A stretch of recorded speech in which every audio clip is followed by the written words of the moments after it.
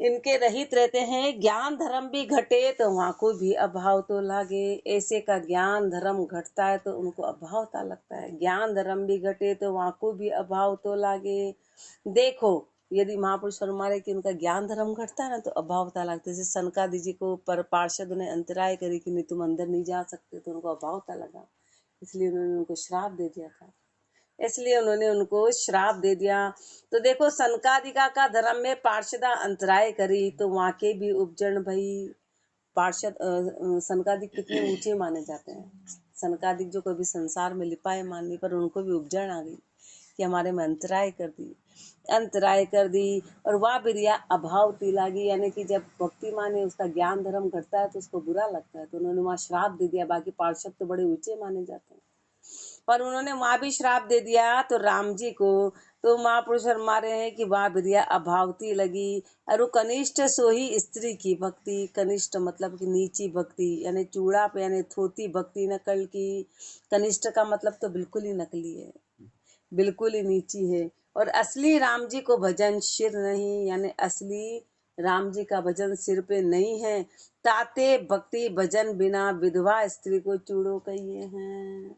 महापुरुष हमारे भक्ति के खाली दिखावटी है, राम का भजन नहीं है तो वो कैसा है, वो विधवा स्त्री के चूड़े के समान, यानी सिर पे खावंद तो नहीं है और श्रृंगार कर रहे हैं। ऐसे अपने को अपने पति का पता तो है नहीं और अपन अपने आप को भक्तिवान कहला रहे हैं, अपने आप को भक्तिवान कहला रहे हैं, इसलिए वो शोभा नहीं देती है, वो शोभा माननी है, इसलिए अभावती लगती है, इसलिए अभावती लगती है। दूज अभावती के दो अर्थ बताए। एक तो सनकादि जी को अभावती लगी, क्यों? क्योंकि भक्ति में अंतराय करी, इसलिए अभावती लगी। और एक कनिष्ठ भक्ति है, नीची है। एक भक्ति नीची है, यानी कि इष्ट का पता ही नहीं है, उस चेतन का पता नहीं है। और बाहर के सारे, बाहर का श्रृंगार कौन सा कि पूजा कर रहे हैं, पाती कर रहे हैं, पाठ कर रहे हैं, गुरुदेव के यहाँ जा रहे हैं, सब कुछ कर रहे हैं, लेकिन पता आता नहीं है। तो विधवा स्त्री के चूड़े के समान वो अभावती, एक अभावती वो एक अभावती है। अब दूसरा अर्थ फरमा रहे हैं, मुख मंडन सोही पृथ्वी को मंडन पानी, पानी पण पानी सोई हाथी का दांत, हाथ नर के हाथ धरप धर्म पाणप सो पासो होए तो सुहाव तो, धर्म पाणप घटे तो अभाव तो लागे। राम जी का भजन बिना नाना प्रकार को धर्म धारण करे, आत्मा नारी अधर्म पाणप भयो, चूड़ो राम जी को नाम शिर नहीं, सो सर्व धर्म विधवा का चूड़ा जू अभाव तो जानिए, सो अभाव तो पराधीन होए। मुख मंडन सो ही पृथ्वी को मंडन पानी। महापुरुष फरमा रहे कि जैसे पृथ्वी का मंडन पानी है, यानी पृथ्वी पानी के ऊपर है, वही पृथ्वी पे जितने भी जीव है पानी के आधार पे हैं। तो मुख मंडन पानी, और पानी पण पाणी। अब पानी का अर्थ क्या है? पण पणा, पाणपणा सो हाथी का दांत, हाथी को उसके पणपणे से जाना जाता है, पाणपणे से जाना जाता है। फिर जो है मनुष्य के हाथ में धर्म पाणप होए पासो होए तो सुहाव तो, यदि अपन धर्म पे चलते हैं तो सुहावते लगते हैं, बाकी अभावते लगते हैं। धर्म पाणप घटे तो अभाव तो लगे, यदि धर्म घटता है तो अभावता को, वो जीव सुहाता नहीं है, किसी को भी अच्छा नहीं लगता है। और धर्म पे चलने वाला है तो वो सुहावता लगता है। राम जी का भजन बिना नाना प्रकार को धर्म धारण करे, परमात्मा के भजन के अलावा अनेक तरह के धर्म, बाहर देवी देवता सब मना रहे हैं, अनेक प्रकार के धर्म धारण कर रखे, लेकिन मेन चेतन को तो माना नहीं, तो जीव अभावता लगता है, वो जीव सुहावता नहीं लगता है। नाना तरह के प्रधर्म धारण करे, आत्मा नारी, महापुरुष हमारे इधर आत्मा नारी, अधर्म पाणव भयो, चूड़ो राम जी का नाम सिर नहीं। जो चूड़ा पहना उसमें राम जी का नाम तो है ही नहीं, चूड़ा पहना किसके नाम का? चूड़ा पहना किसके नाम का कि राम जी का तो नाम ही नहीं है। यानी कि महापुरुष हमारे बाहर इतनी क्रिया करने पर उस क्रिया का आधार क्या है? उस क्रिया का आधार क्या है? उसका आधार उस परमात्मा तो है नहीं, बाहर की प्रक्रिया कर रहे हैं। तो सर्व धर्म विधवा का चूड़ा जू, लक्ष्मी जी पूज रहे हैं, नारायण को तो जाना ही नहीं, तो विधवा के चूड़े के जैसा है। महापुरुष हमारे कैसा है? विधवा के चूड़े, लक्ष्मी पूज रहे और पिता का पता ही नहीं है। लक्ष्मी आएगी, आ जाती तो जाने कब से याद धरी पड़ी होती। लक्ष्मी जी ऐसे बिना नारायण के आ जाती तो हर घर अभी पैसे से भरे हुए होते हैं, किसी की हालतें खराब नहीं होती। ऐसे आ रही लक्ष्मी जी, बिना नारायण के नहीं आती, और नारायण के साथ तो दौड़ी चली जाती है। जहाँ नारायण होते हैं वहाँ लक्ष्मी ऑटोमेटिकली आती है। लेकिन अपन तो खाली लक्ष्मी को मनाना चाहते हैं, अपन स्वार्थी है ना, अपन नारायण को नहीं मनाना चाहते। अपन बोले नारायण को तो छोड़ो और लक्ष्मी को मनाओ, तो ऐसा होता नहीं है, ऐसा होता नहीं है। तो सर्वधर्म विधवा का चूड़ा जो, सारे धर्म विधवा के चूड़े के जैसे हैं। जो अभाव तो जानिए हैं, सो अभाव तो पराधीन होए। इसलिए अभाव तो जितनी भी माताएं हैं ना, चाहे वो सातुड़ी तीज की माता हो, चाहे करवा चौथ की माता हो, अभी सब माता माता माता, पिता को तो जाना ही नहीं, पिता को जाना नहीं, खाली माता माता माता को पूज रहे। लेकिन इसलिए ना तो कभी सुहाग अमर हुआ, ना कभी कोई काम अमर हुआ, ना भी कोई कुछ हुआ। एक पिता को जान लेते तो कुछ करना ही नहीं होता। एक पिता को जान लिया होता तो ये कुछ करना ही नहीं है, मात्र पिता को जानना है। तो महापुरुष फरमा रहे हैं कि अभाव तो जानिए, सो अभाव तो पराधीन हो। इसलिए जो अभावती चीज होती है वो पराधीन होती है। इसलिए अपन इस प्रकृति के पराधीन हो गए, इस संसार के पराधीन हो गए। पराधीनता का कारण अपन ने उस परमात्मा चेतन को, अपने पिता स्वरूप को नहीं जाना। अब पराधीनपणा की निषेधता कही है, पराधीनपणा की निषेधता बता रहे, यानी मना है ये। उरे परे फिर बो करे, धरती टिके न पाओ, पराधीन पासी गले, चिरत चेड़ का चाओ। उरे परे फिर बो करे, धरती टिके न पाओ, पराधीन पासी गले, चिरत चेड़ का चाओ। उरे परे फिरे सो चक्री हाथ में आवे जावे, ऐसे कोई पराधीन पुरुष सो जहाँ तहाँ फिरे, पे जू का जू ठिकाने आवे। धरती पांव टिके नहीं, सो कदे चिरता पावे नहीं, पराधीन रहे सो चक्री पेड़ा का हाथ में रहे, पासी गला में डोर बंदी है। ऐसे आशा की पासी सो बंधे ते पराधीन दुखी हैं। चिरत आशा मुखी बहुत चिरत करे, जो चक्री चिलका के चाव सो तमाशो। या पुरुषा की आशा करे, जा पुरुषा की आशा करे, सो आशा मुखी नखा सु तमाशा करावे। आशा मुखी अनंत सांग लियाए, रिझायो चावे, काई भेक काई संसार, आशा मुखी दुखी है। अपन ने आशा कर ली, पूरा संसार आशा पे टिका हुआ है। इसलिए महापुरुष हमारे जो आशा मुखी है वो दुखी हैं। उरे परे फिरे सो चक्री हाथ में आवे जावे, यानी गोल गोल घूमना। चक्री हाथ में आती है जाती है आती, एक बार डॉलर ऊपर एक बार डॉलर नीचे, चाहे गोल चक्री ले लो कि चक्री गोल गोल गोल गोल, स्थिरता नहीं होती उसमें, घुमा करती है भटका करती। ऐसे पराधीन पुरुषों की स्थिति, अपनी स्थिति यही तो है, अपनी स्थिति यही है संसार की कि अपन पराधीन है। इसलिए पराधीन क्यों है? पराधीन बाहर से नहीं है कि क्या करें हम गरीब हैं तो हम ऐसे, उसको नहीं कह रहे पराधीन, मन से पराधीन हो गए अपन, मन से संसार के अधीन हो गए, ममता बांध ली, उसमें स्वार्थ आ गया। वो पराधीनता तो प्रारब्ध है कि पत्थर उठा के डालो ना, भूखे मरने की कहाँ आवश्यकता है, ताकत है पत्थर डालो, काम करो, वो तो अपने बाहर की मांगते ही है। महापुरुष हमारे वो पराधीनता नहीं है। पराधीनता खाने को क्या चाहिए, 2 रोटी चाहिए, तो फिर इतने नखरे क्यों? वो पराधीनता नहीं कहलाती है। पराधीनता तो ये कहला रही कि अपन मन से अपन पराधीन हो गए, यानी अपने स्वार्थ में अटक गए, इंद्रियों में अटक गए, इंद्रियों में अटक गए। बाकी रोटी की कमी नहीं आती है अपने, तो कपड़ों की न इसकी न अपने बहुत ज्यादा, बाकी रूखी सूखी हो जो खा लो देखा, पर वो खानी आ रही है अपने से, वो रोटी खाने नहीं आती है। अपना दुख का कारण ही यही है, अपने दुखों का कारण ही यही है। इसलिए महापुरुष हमारे जहां तहां फिरे, जीव भटकता रहता है, भटकता रहता है, जीव का जीव ठिकाने आवे, यानी वही का वही जाता है आता है, जाता है आता है, जाता है आता है, दुख में सुख में, दुख में सुख में जीव भटकता रहता है। धरती पांव टिके नहीं, वो स्थायी नहीं होता है, कदे स्थिरता पाता नहीं है, पराधीन रहता है। फिर चक्री पेड़ा का हाथ में रहे, पेड़ा का हाथ में क्या कि अपनी चक्री संसार के हाथ में है।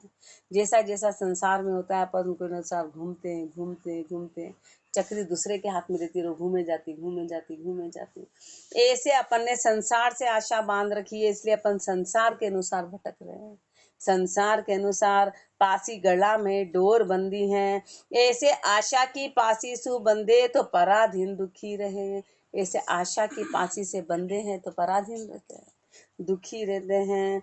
आशामुखी बहुत चिरत करे, वो अनेक तरह के रूप दिखाते। जो आशामुखी है ना, वो अनेक तरह के चिरताइले पन्ने करते हैं। उनके चरित्र अनेक है, जो अपने चरित्र रोज रूप बदलता है। अभी क्या, फिर क्या, फिर क्या, फिर क्या, फिर क्या। माया के अनंत चरित्र हैं, माया के अनंत चरित्र हैं। जो चक्री चेलका के चाव, जैसे चक्री उस चेलका से अटकी और गोल गोल गोल गोल उसमें घूमती रहती है। सो तमाशो, यानी जहाँ पुरुषा की आशा करे, उन पुरुषों की आशा करती है। तो आशा मुखी नकासु तमाशा करावे। महापुरुष हमारे जिससे अपन ने आशा करी है, वो पूरा संसार फिर आशा मुखी का तमाशा, यानी कि उसको घुमाता है, भटकाए जाता है, भटकाए जाता है, घुमाए जाता है। इसलिए आशामुखी अनंत सांग लियाए रिझा बोचावे। अपन आशामुखी है तो अनंत रूप से संसार को अपनी ओर रिझाना चाहते हैं कि इससे हमारी आशा पूरी हो, कि इससे हमारी आशा पूरी हो, कि ये हमारा काम करे। अनंत रूप से संसार को रिझाना चाहते हैं। काई भेक काई संसार, चाहे भेक हो चाहे संसारी हो, आशा मुखी दुखी है। इसलिए महापुरुष हमारे जो आशा मुखी है वो दुखी होता है। अपना दुखों का कारण क्या है कि अपन ने आशाएं बांध ली, और वो आशा अपने को दुख पहुंचाती है। अपन कोई उंगली देता है तो अपन उसका हाथ ही पकड़ डालते कि ले भैया, तूने हमारी इतनी सहायता करी, तब तो हम तो तेरे पीछे ही पड़ गए, तेरे गले ही पड़ गए। ये वाली स्थिति है। तो महापुरुष हमारे जीव कभी सुखी नहीं रह सकता है। ये अपन सबकी स्थिति कि एक कोई जरा सा करे तो उसका पूरा हाथ पकड़ लो कि ले, अब तूने हमारा इतना करा तो हम तेरे गले पड़ गए। अपनी हर जीव की ये स्थिति है, और ये दुख होने का कारण है। सो दुखी जीव संसार की पक्ष में पड़ महादुखी भय। तीको दृष्टांत, दुखी जीव संसार के पक्ष में पड़ महादुखी हो गए, महादुखी हो गए। तीको दृष्टांत, एक चरण खट आंगली, एक हाथो दुई हाथ, डही उबे धर धार के, पार ख्या बरहा बनात। एक चरण खट आंगली, एक हाथो दुई हाथ, डही उबे धर धार के, पार ख्या बरहा बनात। एक चरण दंताली सोही काया, खट आंगली दंताली के खट दाता, सो काया के षट कर्म, काया के षट कर्म। सोवे जागे खावे पीवे झाड़े जावे, लिंगी उतारे इति कर्म। एक हाथो बासो सोही बासना, दोई हाथ सो अशुभ शुभ कर्म। त्यासु बासा रूपी बासना पकड़िया खींचे हैं। डही उभे सो नर के पग, सोही पाप पुण्य कहिए हैं। धराधर सोई बारंबार, धरती उपरे जन्म धारे छे। पार ख्या के क्यारा की डोली बनावे छे, सोही पक्ष संसार की बांधे छे। दंताली की पक्ष काट तीने डगल घीस घीस अरु घिसावे छे। नर की पक्ष नारायण तीने बिसर गए। धंध कूट में पड़ पड़ आव खोवत हैं। बरहा धूरा बनावत सो आपनी बुरी बनावत हैं। तो मिनखा देह पाए रू हक नाग घासे हैं। राम जी की भक्ति के बिना, भक्ति तो नहीं करी बाकी सारे काम किए, भक्ति नहीं की बाकी सारे काम किए। एक चरण दंताली सोही काया।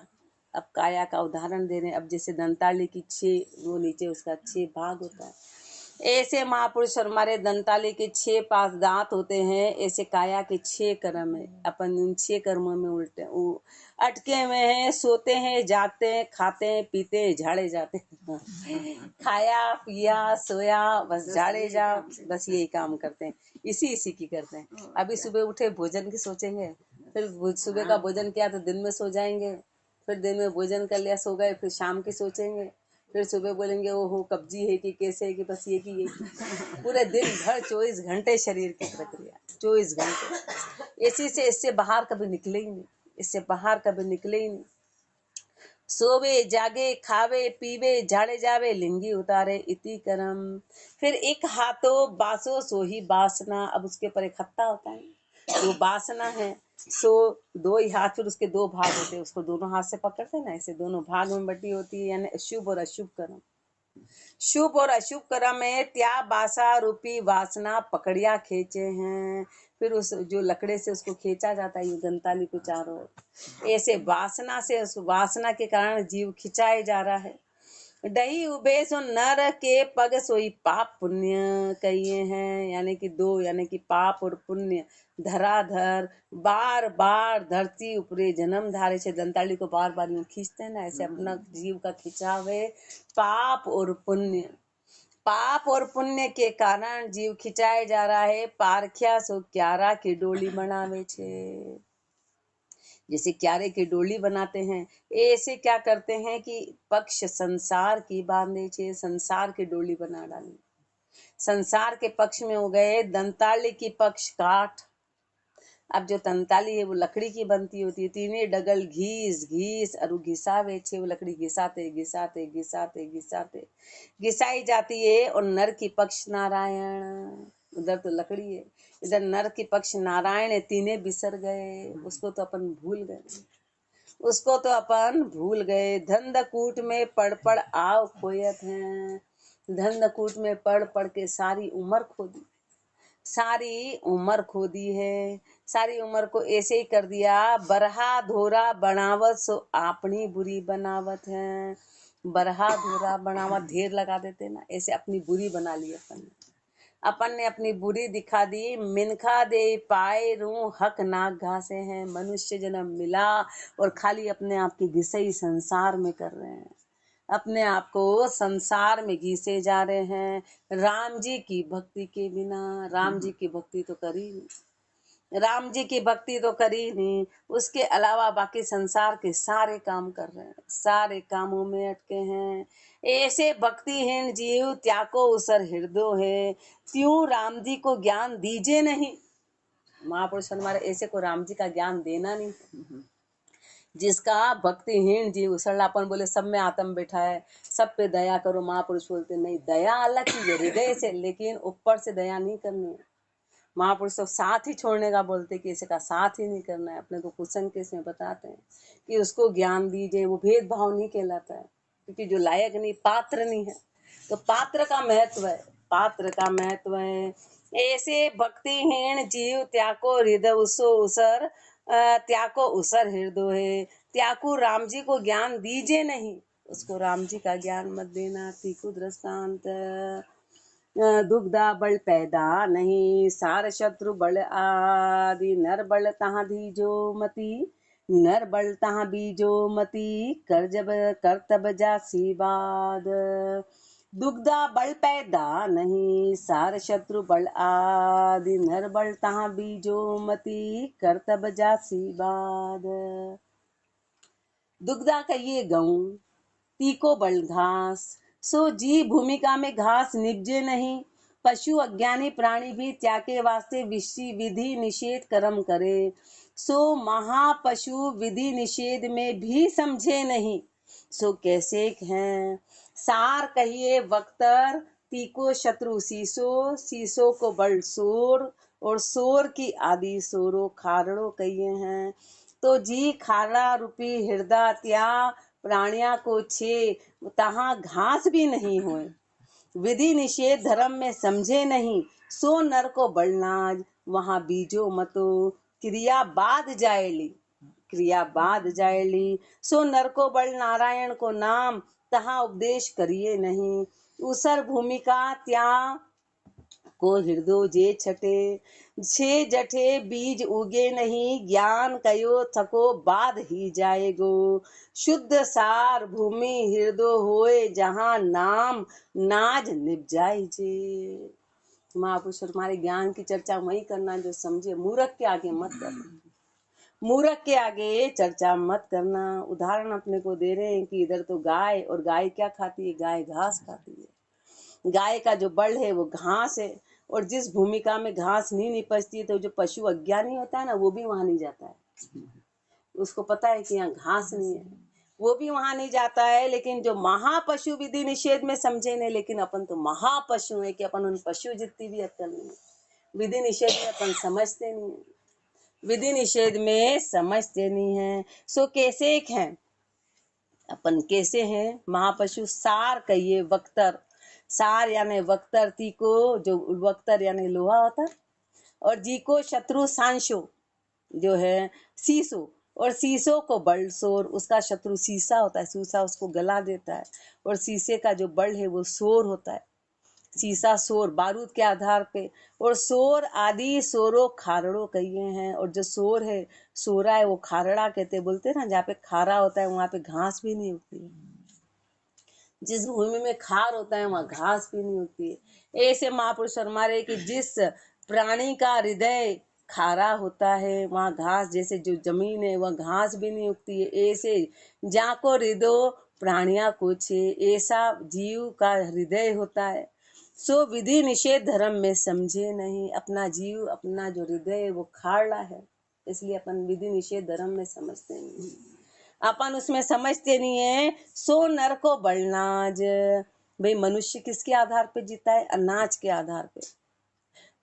वहां बीजो मत, तो ऐसी खाड़ली भूमि में अनाज कभी बीजना मत, कभी उपजाना मत, कभी डालना मत। क्यों? क्योंकि वो सारा अनाज व्यर्थ चला, जो बीज है वो भी खाली चला जाएगा, वो भी खाली चला जाएगा, सारी क्रिया व्यर्थ चली जाएगी, सारी क्रिया व्यर्थ चली जाएगी। नर को बल नारायण को नाम, मनुष्य का जो है आधार क्या है? नारायण का नाम है। पर तहाँ उपदेश करिए नहीं, पर उस मूर्ख को उपदेश मत देना, उसको मत देना। क्यों? क्योंकि उसरली भूमिका का हृदय वैसा का वैसा ही रहता है, हृदय में कभी उसके परिवर्तन नहीं आएगा, कभी नहीं आ सकता। इसलिए बीज उगे नहीं, इसलिए उसमें बीज कभी उगेगा नहीं, बीज उगेगा नहीं। ज्ञान कहो थको बाद ही जाएगा, उसको कितना ही कहें सब व्यर्थ चला जाएगा, उसको कितना ही सिखाओ, कितना ही करो, सब व्यर्थ चला जाएगा, सब ऐसे ही चला जाएगा। इसलिए शुद्ध सार भूमि हृदय होए, जहाँ नाम नाज निपजाई जे, जिसका हृदय शुद्ध हो, जो सार को समझता हो, उसी से चर्चा करना, बाकी चर्चा करनी ही नहीं है। राम जी देखना अलग बात है और चर्चा करना अलग बात है। महापुरुष हमारे ऐसे से कभी चर्चा करना ही मत, जिसका हृदय शुद्ध हो, जो उस बात को जाने, उसी के आगे चर्चा करना। शुद्ध भावना सामा, अशुद्ध भावना पाची फिरे, सो कहिए हैं। शुद्ध भावना सामा और अशुद्ध भावना पाछी फिरे, सो कहिए हैं। सामा सु सामा मिलिया, मिली पूठ सु पूठ, बैठा सु बैठा भया, गया ऊठ सु ऊठ। पंथ मार्गु मार्ग उपरे, इधर उधर सुआए, आमा सामा मिलिया, त्यों संसार को पूर देरू, राम जी माहू अनुसरे। तो राम जी भी सामो ही मिले, ढील होए नहीं। पंथ मार्गु ओटा बाड़े, ती की पीठ मिले, ऐसे कोई राम जी सु ओटो बाड़े, तो राम जी ने पूठ होए, तब राम जी भी या माहू पूठ होए। बैठा सुता ने जगाए रू बैठो करियो, ऐसे कोई राम जी माहू बैठो होए, तो राम जी भी या के समीप होए। वस्तु उठ गई तब बखेरो भी उठ गयो, ऐसे जाको भाव राम जी माहू उठ गयो, त्या जाकू सु राम जी भी उठ गयो। महापुरुष हमारे जिससे राम जी का भाव उठ गया तो समझो राम जी भी उससे उठ गए, सीधी सी बात है। राम जी दया, परमात्मा दयालु तो है पर भोला नहीं है। अपन सोचे दया कर रहा है, भोला थोड़ी ना है, पूरी सृष्टि को चला रहा है। ऐसे दया करता तो अपने ऐसे मूर्ख को कब से प्राप्त हो जाता, अपने जैसे अज्ञानों को प्राप्त हो जाता। भोला वो बोलता भाई जिसको जैसा है डाल दो उनके आगे, अनाज डाल दो, उनको क्या चाहिए। तो वो परमात्मा दयालु पर भोला नहीं है, ऐसे नहीं मिलता है। अपने को सड़क का उदाहरण देके कह रहे हैं कि एक सड़क पे अपन जा रहे हैं, तो अपन उधर से कोई आ रहा है और अपन इधर से जा रहे हैं, तो आमने सामने मिलन हो जाएगा। लेकिन उसकी पीठ इधर और अपन ने भी उसको पीठ दे दी, अपन ने भी उसको पीठ दे दी, तो दूरी बढ़ गई। अपनी पीठ इधर और उधर राम जी की, ऐसे अपन ने राम जी के साथ कर रखा है कि अपन राम जी के मार्ग पे चलेंगे तो आमने सामने मिलन हो जाएगा, पर अपन ने राम जी को पूठ दे दी तो दोनों उल्टे हो गए। भाई सूरज तो उगर रहा पूरब में और अपनी पीठ है पश्चिम में, तो दूरी और बढ़ती जाएगी। अपन पश्चिम की ओर बढ़ रहे तो दूरी बढ़ती जाएगी, कभी मिलन नहीं होगा, कभी मिलन नहीं होगा। महापुरुष हमारे मार्ग के ऊपर इधर उधर से आए और आमने सामने मिले और संसार को पूर्ण दे और राम जी की दिशा में चले। संसार की तरफ तो पीठ है और राम जी की तरफ मुख है, तो राम जी सामने ही मिल जाएंगे, राम जी सामने ही मिल जाएंगे। ढील हो ही नहीं, ढील कैसे होगी? अभी अपने को गोल पे हो जाना है और वो वहां खड़ा है और अपन सीधे सीधे गए तो ये आ जाएगा, और अपन उसके उल्टे जा रहे हैं और आ ही नहीं रहा तो उल्टे जा रहे हैं। तो महापुरुष हमारे राम जी भी ढील करते नहीं, यदि राम जी की तरफ मुख है तो राम जी ढील करते नहीं है। पंथ मार्गो औटा बावड़े, यानी यदि उल्टे चलेंगे तो पीठ मिले, यदि उससे उल्टे चल रहे हैं और पीठ दे दी तो राम जी भी ऊँटो बावड़े, तो राम जी की भी पीठ है, राम जी की भी पीठ है। सो राम जी ने पूठ होए, उधर राम जी को पीठ दे दी तो राम जी की भी या माहू पूठ होए, तो समझो राम जी ने भी अपने को पीठ दे दी। बैठे सुताने जगाई जो बैठो करियो, यानी कि बैठा सुताने कोई अज्ञानी था उसको जगाया। पर जैसे कोई राम जी माहू बैठो होए तो राम जी भी या के समीप होए, राम जी उसी के निकट होते हैं। राम जी है तो सब में, प्रतिपालना तो कीड़े मकोड़े की भी कर रहे हैं, पर बात आ रही है निकटता और प्रकट होने की। बाकी परमात्मा तो ऐसे तो हर जीव को दे देता है, पर स्वयं नहीं मिलता है, स्वयं नहीं मिलता है। स्वयं किसको मिलता है? जो लायक होता है। तो राम जी भी यहाँ के समीप होए, वस्तु उठ गई तो बखेरो भी उठ गयो, वस्तु खत्म तो बिखेरा भी खत्म।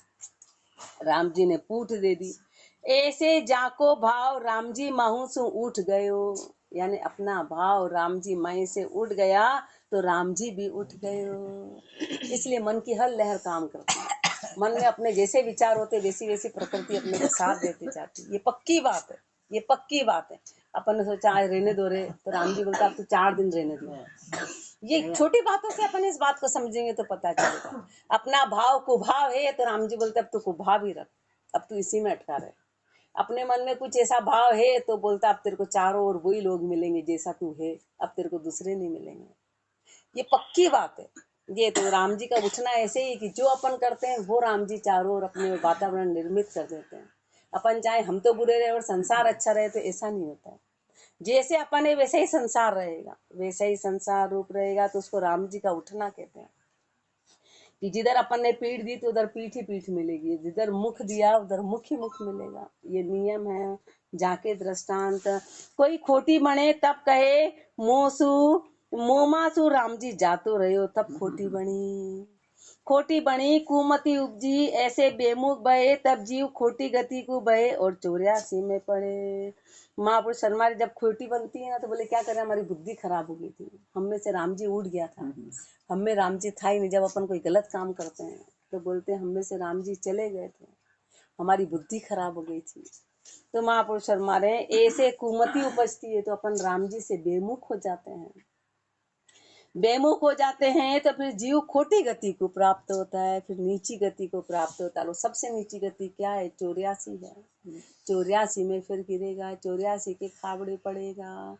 यदि राम जी को पूछ दी तो अपनी ये गति होगी। आगे और फरमाएंगे राम राम जी राम महाराज राम राम राम राम राम राम